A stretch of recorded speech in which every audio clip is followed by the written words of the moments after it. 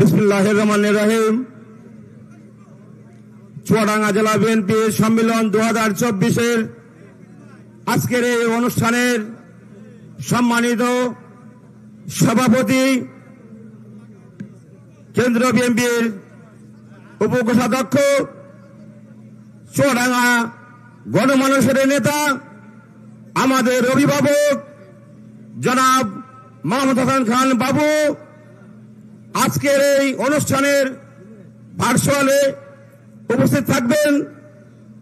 আগামী দিনের রাষ্ট্রনায়ক, তারুণ্যের অহংকার, আমরা যার প্রতীক্ষায়, যার আশায় আমরা তাকিয়ে আছি, সেই নেতা জনাব তারেক রহমান। সংগ্রামী ভাইয়ের আমার, আপনারা জানেন আজকের এই সম্মেলন কোথা থেকে আমরা এই পর্যন্ত এসেছি। আজকের এই সম্মেলন সত্যি ধন্যবাদ জানাতে হয়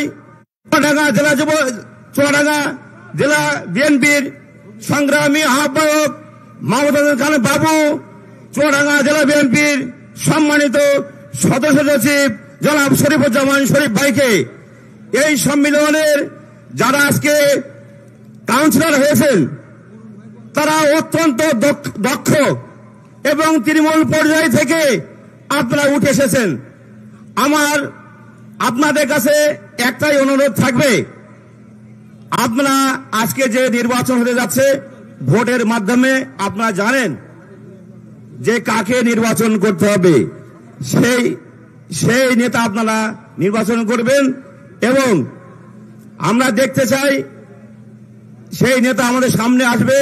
সবাইকে চুয়াডাঙ্গা জেলা যুব দলের পক্ষ থেকে সংগ্রামী সালাম, শুভেচ্ছা জানিয়ে আমার সংক্ষিপ্ত বক্তব্য আমি শেষ করছি। সবাইকে ধন্যবাদ জানাচ্ছি। বাংলাদেশ জিন্দাবাদ, বাংলাদেশ জাতীয়তাবাদী যুব দল জিন্দাবাদ। সবাইকে ধন্যবাদ। আসসালামু আলাইকুম।